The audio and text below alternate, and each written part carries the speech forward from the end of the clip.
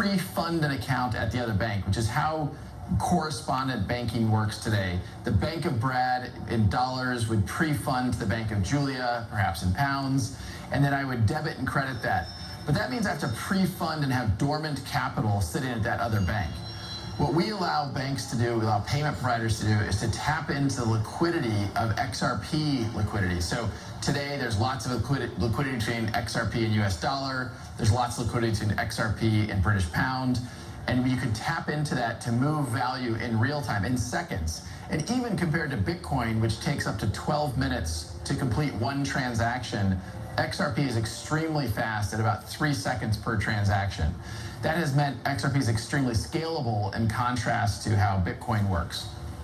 So it basically goes, Bank Brad has dollars, dollars get transferred to XRP, then XRP is transferred to sterling, and sterling then hits Bank Julia.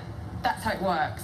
That's exactly right. And so from a consumer point of view and how we're working with, for example, a MoneyGram, the consumer itself doesn't actually see that it's flowing through XRP to solve the problem. What the consumer sees is simply a better product at a better price. That's good for MoneyGram, that's good for MoneyGram's customers.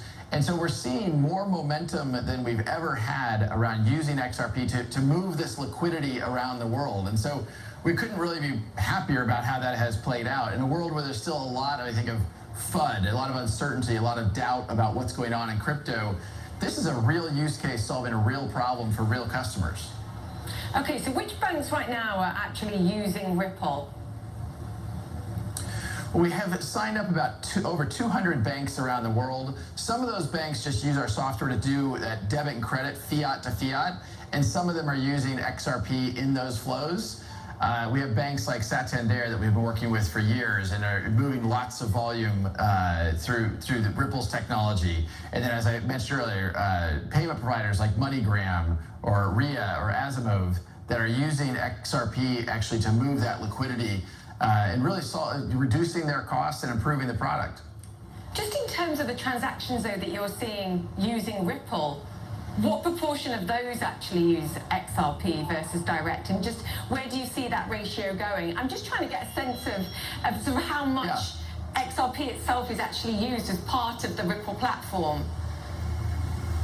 So I would say the order of magnitude, when you think about it, is similar to the proportion of customers. So if we've got, I don't know, a